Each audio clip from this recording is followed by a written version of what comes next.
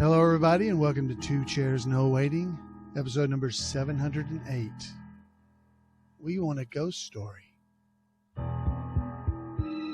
Two Chairs No Waiting is brought to you each week by the folks over at Weaver's Department Store. Ooh, what kind of scary items can you find over there? Perhaps the old man Rimshaw print that the eyes follow you around. Or maybe you want to check out the Any Old Tramps Down There prints with Barney looking through the attic of the Rimshaw place, or maybe down in the basement. Head over to Weaver's Department Store and check it out. Two Chairs No Waiting is also brought to you by donations from listeners just like you. The executive producer of episode number 708 is Brian Rose. Brian Rose from over at the Mayberry Devotional podcast. Go and check it out over at twocairsnowaiting.com. Well, folks, it's that scary time of year when we want to hear a ghost story sitting around the campfire. We think about the episodes of the Andy Griffith Show like The Haunted House, where those eyes of the Rimshaw print follow you around. Or maybe you think about Back to Nature, when Andy and Barney and Gomer took the boys out camping and sitting around the campfire. They all wanted to hear a ghost story. So, since it's that time of year, turn off the lights.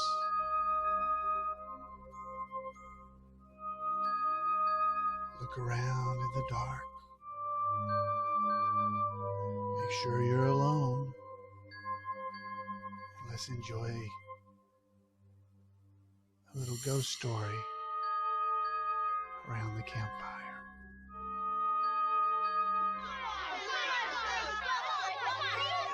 Well, I don't know if your parents would want me to. We want a ghost story. We want a ghost story. We want a ghost story. All right. I'll tell you. There was this man. He was staying in a hotel for a weekend. On his way to his room, he noticed a closed door that didn't have a number on it. When he asked about it at the front desk, he was told that no one's allowed in that room. Well, as the next day came along and went by, his curiosity just kept getting to him. So that night, as he was walking toward his room, he kind of stopped and looked at the door and kind of bent down and looked through the keyhole. And what he saw was just a normal hotel room inside with this very pale woman that was laying there on the bed. She was real pale. Her skin was real pale. He didn't think much about it. So he went on his way and went to his room and slept the night. And, didn't think much about it. But the next night, as he was walking back by that room, heading back to his room for the evening, he was just too curious. So he stopped and bent down, put his eye up to that keyhole and looked in. But this time all he could see was just red. He wiggled around looking in there. It was just red. Everything in it was red. Well, he stood on back up and walked back and went to his room. He just kept thinking about that. He said, What happened in that room? So he walked down to the front desk. And he went up to the lady there and said, what about that room? There's no number on the door. And it's just confused me. I got to know what happened. Well, she said, we don't like to tell people. But you see, a woman was murdered in that room a few years ago. Yeah. She was an albino woman. Real white skin. Yeah, she was white. I mean, everything was white. Her hair, everything was white. Everything except she had red eyes.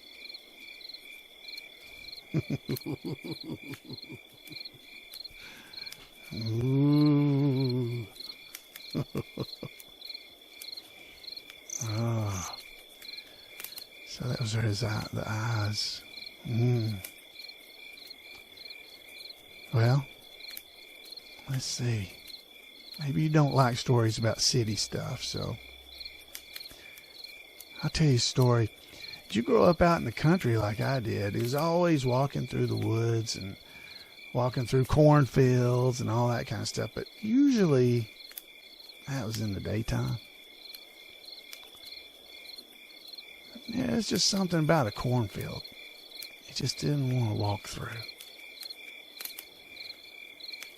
Well, there's times, when you got to walk home, you got to go down the dirt road and go down to the corner and then turn and go back down. If you just cut through this cornfield, it sure would be a lot quicker. Here's a little story about that. The shortcut through the cornfield tempts you as you're walking home. The clouds keep the moon concealed as you enter the swaying corn alone. Corn grows tall and thick, my friend. The path you choose is muddy. It grows in rows with scopes and end. And in the dark you hurry. You don't see the standing forms as you pass them on your way. They stand still among the swaying corn, which hides their parlor in decay. Hundreds gather in the field at night, though you see none at all. Yet still you look around in fright, but the corn grows too thick and tall.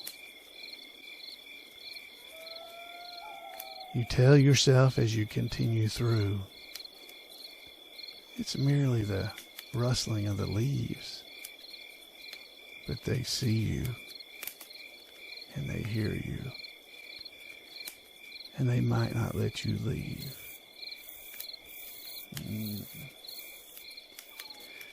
We've talked about the golden arm in the past. And he always told that around the campfire like this. I found a new story to tell you.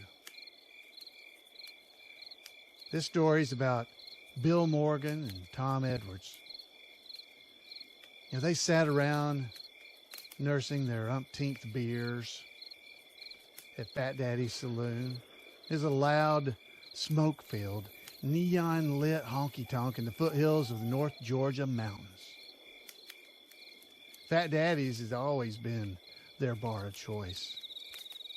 On weekends, they always went there, but ever since Bill and Tom had lost their jobs at the bottling plant, well, they were there almost every night drinking away the last dollars that they had.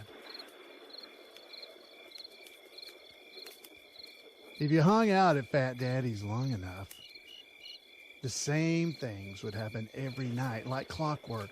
The phone behind the bar would ring at precisely 7 o'clock, as Miss Floyd would call, making sure her husband hadn't snuck over there after work.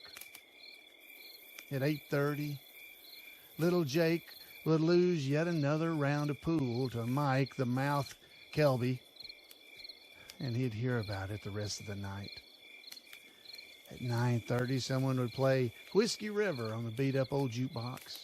At 10 o'clock, sitting alone at the end of the bar, Chief B.S. would tell his tired old tale of the gold of Swanny Mountain to anyone who would listen. Now, some of you young folks may not know what BS means, but for you older folks, you surely do. Bill gave the chief that name because he got tired of hearing the same old stories coming out of his mouth. The chief was an old Cherokee with long gray hair, wrinkled, leathery skin, piercing eyes, and a beaten-up old hat with some kind of turkey feather sticking out of the brim. His ancestors, well, they had lived and hunted in those North Georgia mountains long before the white man arrived. And he knew those mountains so well that he could hike through them blindfolded if he had to.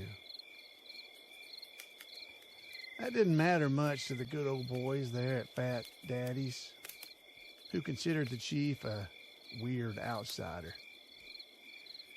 But maybe it was their dire employment situation that led Bill and Tom to suddenly pay attention to the chief as he told his story to yet another unsuspecting drunk.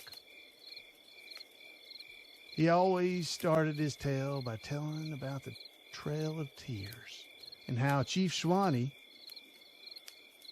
one of the most respected Cherokee leaders in Georgia, refused to go.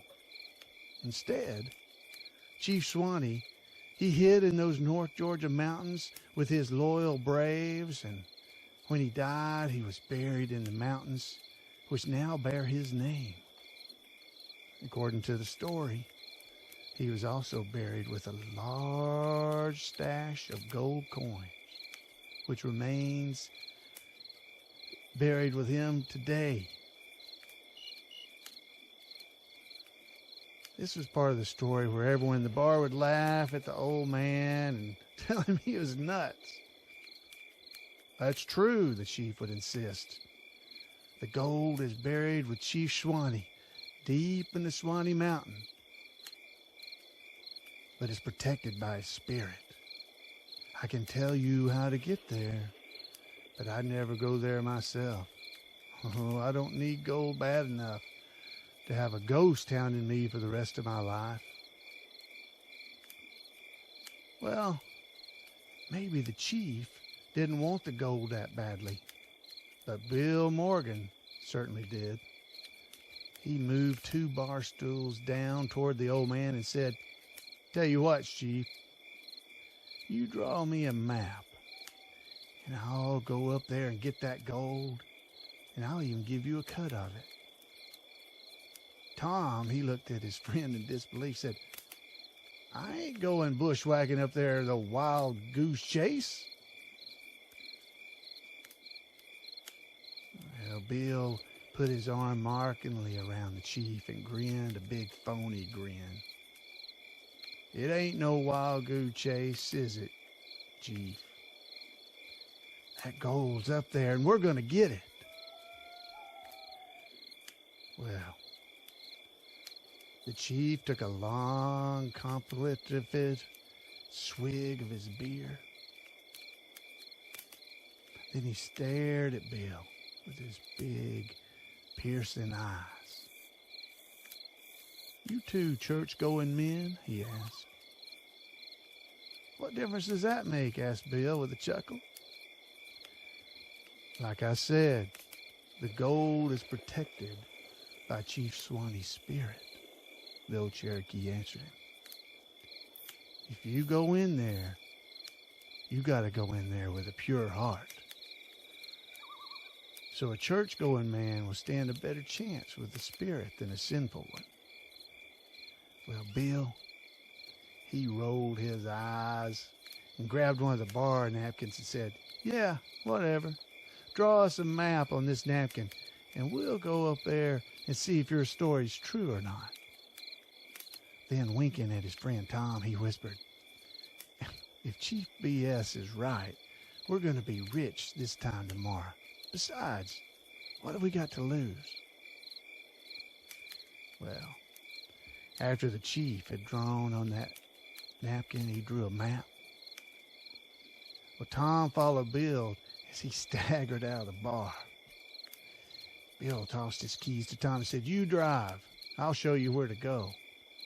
"You can't be serious," Tom answered. "Come on, you're drunk.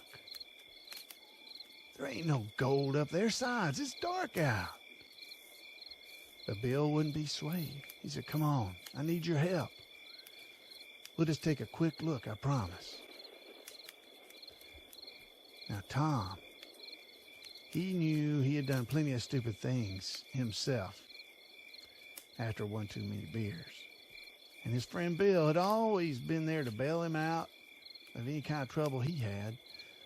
So, with a heavy sigh, Tom grabbed a couple of flashlights from the back of his truck and said, "All right, which way do we go?" For hours, it seemed, Tom drove Bill's truck up a curvy 2-lane road that led to the highest elevations there in North Georgia. The lights from town, they disappeared, and soon they were enveloped in darkness. Alone on the road, with only the intensely bright stars above keeping them company. In fact, Tom had never seen so many stars, so beautiful and bright. Or perhaps he'd just always been too busy to notice them. Maybe those Cherokees back then didn't have it so bad after all, he thought to himself. "There it is!" Bill suddenly screamed. Tom slammed on the brakes and looked where Bill was pointing, and on the side of the road stood a wooden, unoccupied lean-to with a big black pot inside. A crudely painted sign nailed to a tree above it said, "Boiled peanuts, $1." Tom rolled his eyes. These tourist traps were a dime a dozen up in the hills, especially in the fall when the leaf watchers drove up with their shiny SUVs from Atlanta. Tom looked at the map scrawled on Bill's napkin. Indeed, the chief had drawn the peanut stand with a long dotted line behind it, indicating a dirt road. Well, Tom turned onto that dirt road behind the peanut stand and plunged into the deep, dark forest. For several miles, the dirt road was surprisingly in good shape. But then all of a sudden it got worse. With Tom's truck was rocking violently from side to side in the deep ruts. Thick clouds of dust blanketed Tom's headlights, obscuring what little of the road he could see. It was obvious that no one had been down this old hunting road in years. Well, Tom was just about to turn around when the road suddenly dead-ended into a thick, impenetrable wall of old-growth trees. Well, Bill, he looked at that map, clutched in his sweaty hands, and grinned, said, "We're here." "Where's here?" Tom thought to himself as they exited the truck. The woods surrounded them. They were pitch black and silent, save for the loud crickets. They seemed to be everywhere. Well, Tom, he followed Bill as he plunged into that old-growth forest. The trees wider and taller than anything he'd ever seen before. The ground rose up steeply before them. And all the beer Tom had consumed that night quickly perspired from his body. He was now totally sober, wondering what in the world was he doing out here. Panting and exhausted, Tom rested against a tree. After a few minutes passed, he noticed that Bill's flashlight beam had disappeared. He called out Bill's name, but only the crickets answered him. "Bill?" he called again. But there was still no answer. Now worried, Tom cried out as loud as he could, "Bill!" Bill's faint voice, it drifted back from somewhere in the darkness. "Hey, man, I'm over here. Look over." Well, see, Tom, he ran frantically in the direction of Bill's scream. his flashlight beam bouncing off the ominous trees. He screamed his friend's name over and over, but only the mocking crickets talked back. Then his flashlight beam cut across this small cloud of dust floating in the distance. He ran over in that direction, only to suddenly freeze in his tracks, his eyes widening. A few inches from his feet was a yawning black hole, leading straight down into the black, uncharted darkness. "Tom, you up there?" screamed Bill hoarsely from somewhere in the dark depths. Tom pointed his flashlight down into that hole, revealing a rocky pit nearly 50 feet deep. Bill looked up at him from the bottom, bleeding gash right there on his face. But he was standing. He then gave Tom this boyish grin and said, "Look what I found." Well, Bill turned on his light, and Tom could see that he was standing in some sort of a cavern entrance with numerous holes in the wall leading to God knows where. But in the dancing beams, he could also see eerie paintings on the wall, pictures of the universe, of animals, of warrior figures, strange tribal masks. On the ground beside Bill's feet, Tom swore he saw a human skull buried below the red clay. But it was what he saw next that made his jaw drop. Sparkling in Bill's flashlight beam was a dirty burlap sack filled with gold coins. Bill looked up at Tom and grinned. "What do you know?" he said. "That engine was right." Well, they wasted no time hauling that bag of gold out of that pit and running it back through the woods. Bill had sprained his ankle slightly in the fall, but that didn't stop him from making a beeline toward that truck. And as they roared back to town, they whooped and hollered. They yelled out the windows, listing all the things that gold was going to buy them: sports cars, motorcycles, beach houses, beautiful ladies. But they agreed that the first thing they would do is march right back into that bottling plant and tell their old bosses to, well, you can imagine what they might have told them. Well, several days passed after their discovery, and Tom became concerned that he hadn't heard anything from Bill. So Tom's phone calls to Bill went unanswered, and nobody at Fat Daddy's had seen him, which was unusual. Had Bill left town with his share of the gold? So one day, Tom drove over to Bill's place to check on him. Bill lived in an old trailer home as it was a barren, overgrown family farmland several miles out of town where it sat. He saw Bill's truck in the driveway, and he went up to the door and knocked, but there's no answer. He tried the doorknob and was surprised when the door suddenly creaked open. Tom's stomach turned when he was greeted by this awful smell. Worse than any barn or latrine he had ever run across. Covering his nose and his mouth, he walked in cautiously into that trailer. He noticed a light burning in Bill's bedroom. He walked over the door and he peeked inside. Oh. What he saw next froze his blood. There was Bill, laying on his soil bed, horrifyingly thin, his eyes bulging out of his pale, skeletal face.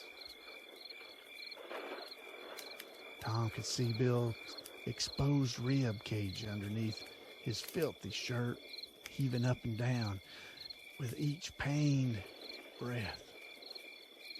"What happened to you?" Tom blurted out. But Bill, he didn't answer. "Can you hear me?" Tom asked. Again, Bill didn't answer, but instead he rolled his eyes as if directing Tom towards his bedside. Tom moved over toward him. He leaned down close to Bill's face. In a painful, hoarse whisper that took every ounce of his strength, Bill said, "He won't let me get up." Tom grabbed Bill's arm, but it wouldn't move, as if it were superglued to the bed.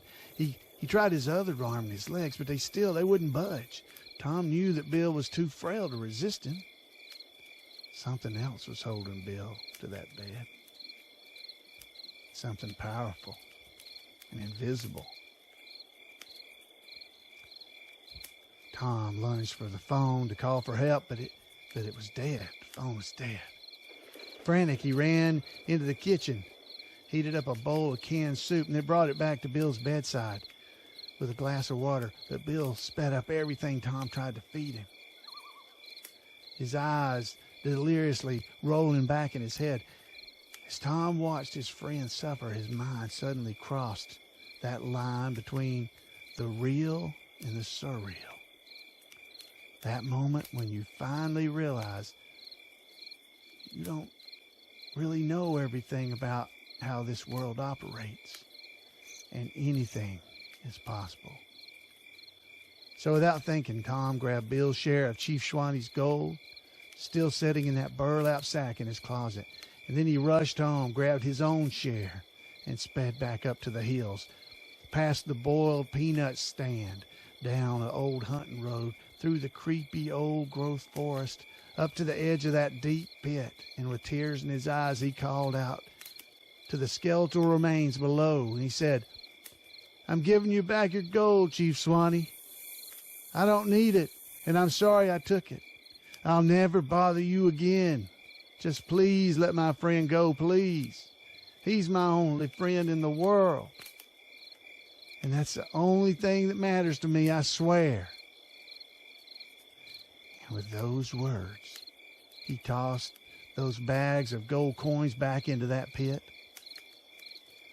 Then, using his bare hands, he shoveled dirt and branches and rocks and anything he could find over that hole, so no one else would ever find it. Then he bolted back to his truck and sped towards town.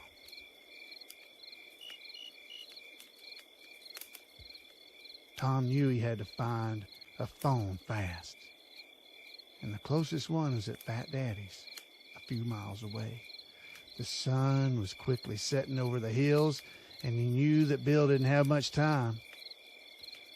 Tom knew he'd get strange looks wandering into the bar with filthy clothes and cut, bleeding hands, but he'd find a way to explain it later. When Tom finally roared into Fat Daddy's parking lot around 10 o'clock, he was surprised to find it empty. The lot was usually full on a Saturday night. Maybe they closed early, Tom thought fearfully. Well, Tom was relieved to find that the door was unlocked, and he ran inside and found it dark and empty. He ran behind the bar and grabbed the phone and dialed Bill's sister in a neighboring town. She picked up his cell phone after one ring. "Bill's been rushed to the hospital," she said in a panicked voice. "He called me a few hours ago and said he couldn't get out of bed. The doctor said he's lucky to be alive. And I'm trying to get Mom on the phone. He looked awful, Tom. What happened to him? Do you know?" Tom, he couldn't answer. But the news of Bill's condition it sent waves of relief through him.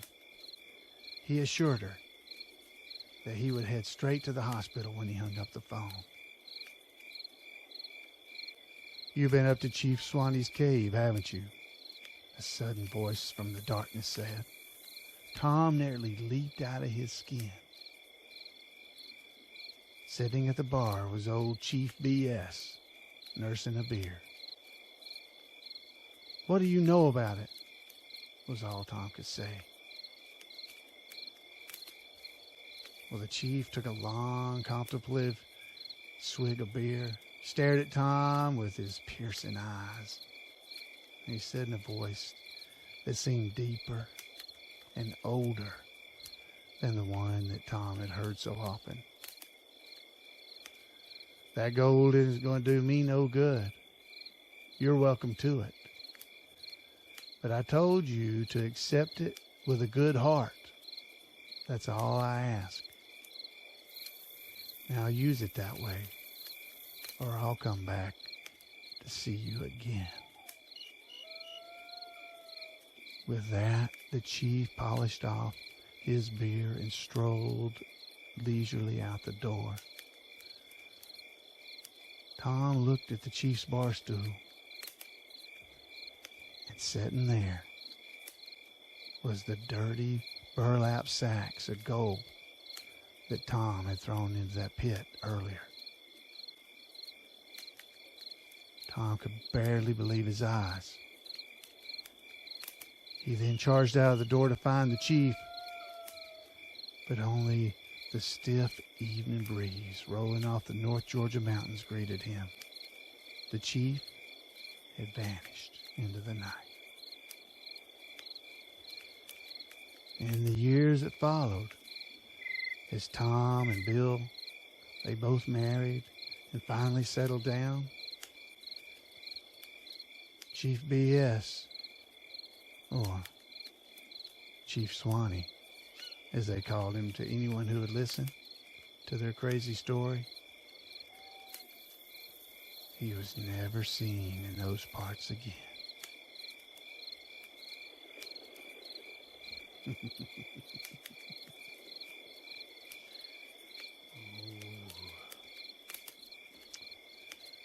So I hope you enjoyed that story. Heard that story from fellas Craig and Lanny. Or were their names Bill and Tom? Guess we won't ever know. Sleep well, my friends. Until next time.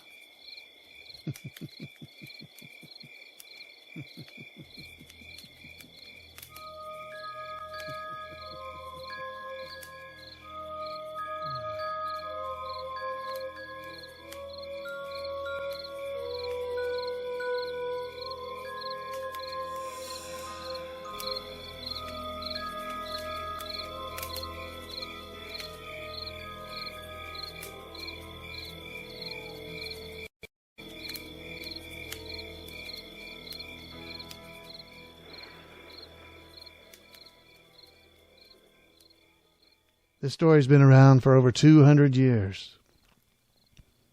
And tonight we're going to hear yet another version of Who Stole My Golden Arm.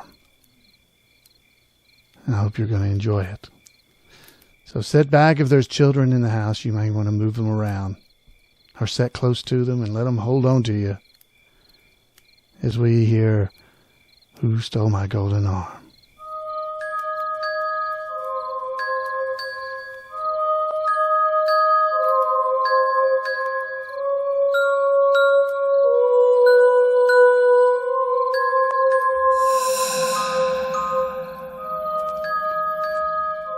Once upon a time, there was a very, very rich man.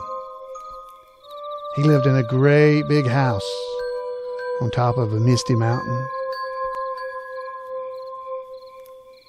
He was so rich that people would travel up the winding road that led up to his house and ask him to do favors for them. Maybe donate some money.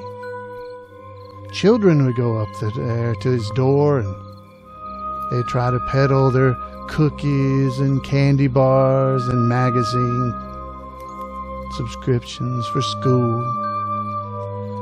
But even more often, parents would arrive with their daughters in tow, knowing that this rich man was not married. They hoped he'd fall helplessly in love with their daughters. He turned away the children, and that was despite all the wonderful goodies they had to offer. And likewise, he turned away all the fair women, many of which were young and beautiful. He turned them all away because he believed that no one was really interested in him, that all they really were interested in was his money and his big house on the hill.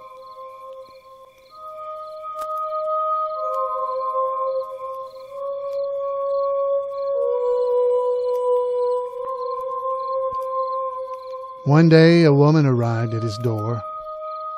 She wasn't looking for money or for love. She simply needed some directions.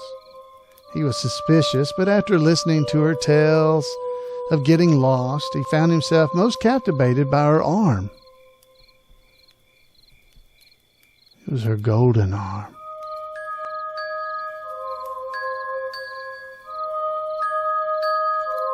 He invited her in for tea, and she must have been very thirsty after such a long and lost travels. He would give her the directions she needed, and curiosity got the best of him, and he wanted to know more about the golden arm of hers.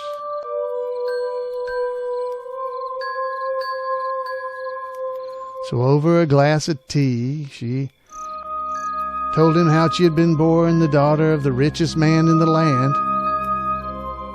a man even richer than himself. Now, she had been in a terrible horseback riding accident as a little girl, and riding the horse that her father had given her, and her father felt terrible.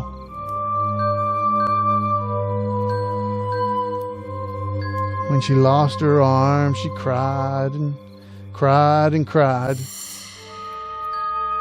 Who would ever fall in love with a one-armed girl? How would she ever tend to a home and to a husband and to a child with only one arm? Her tears of pain and loss only made her father's guilt grow.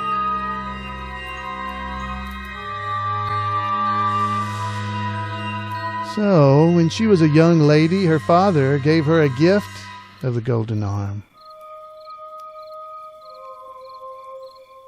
It was made of the finest gold in the world and made to look exactly like her arm, but of solid gold. Her father told her that no one, no thing, no accidents, no horses could ever take that arm away from her. It was her golden arm.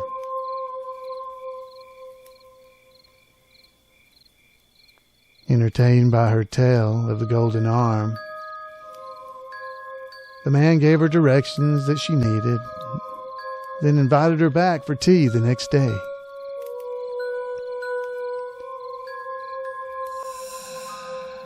Day after day, they enjoyed afternoon tea together, and eventually they married.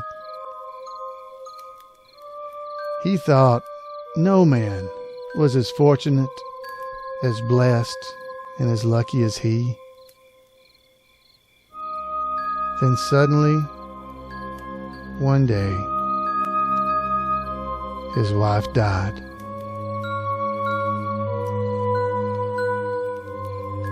So,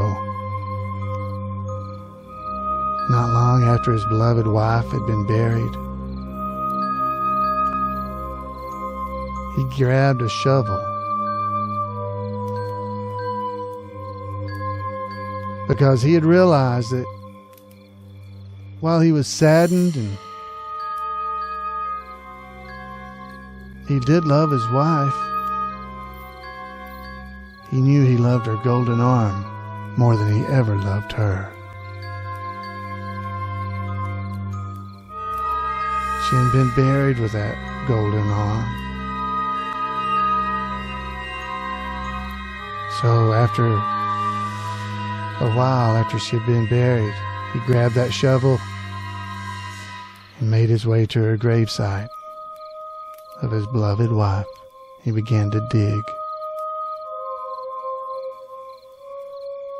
with each dig of the shovel into the dirt that covered his wife's grave.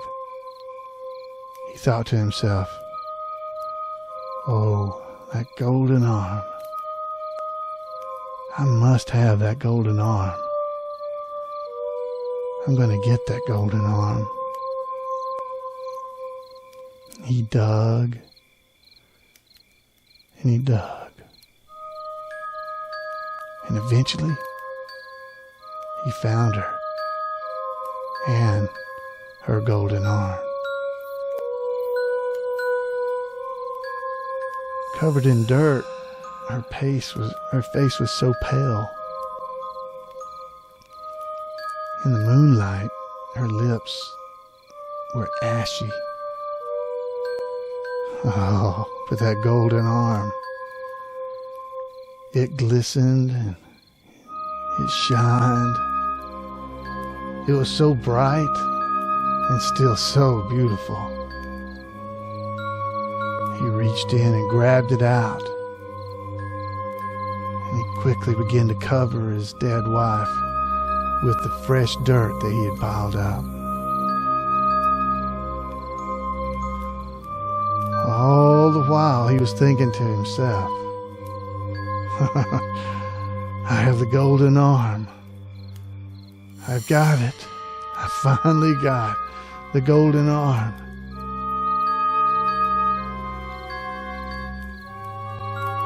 He covered the grave with the dirt so it looked like it had never been dug up to begin with.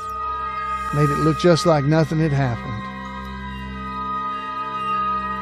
He grabbed that golden arm and he ran through the cemetery and through the woods and up the dark hillside, through the fog, back to his great big house.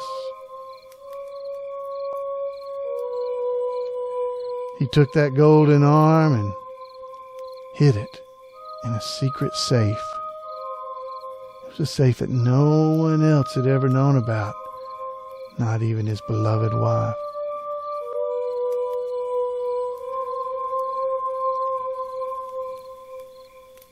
After all his hard work digging, and his wild uphill running through the fog, he found himself exhausted. He sat down in his chair, the chair he always sat in the afternoon, right after tea, and he fell asleep. But he awoke to some kind of a sound. Who's got my golden arm? The old man, he was startled by the ghostly vision of his dead wife standing right before him. Who's got my golden arm? Her skin was so pale. He was terrified. Who's got my golden arm?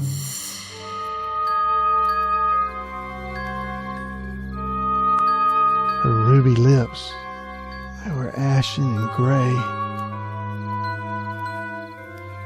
Could it really be her?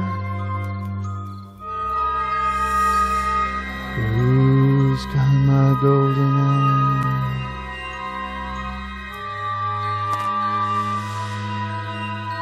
Her hair was all clumped with fresh dirt. Could she be alive?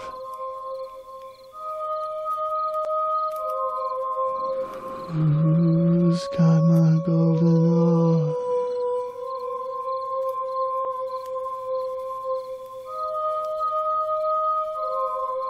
Who's got my golden arm?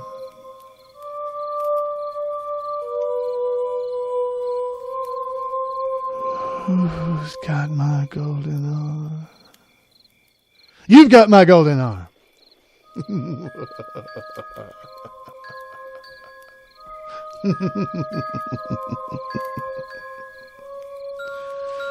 Oh. And that's the story of the golden arm.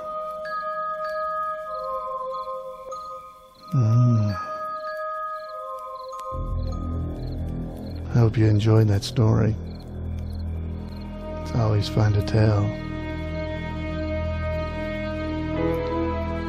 Feel free to share it with somebody else. Maybe even tell it around the campfire.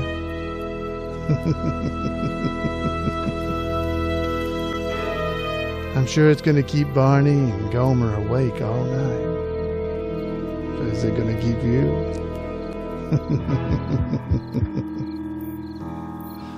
I hope not.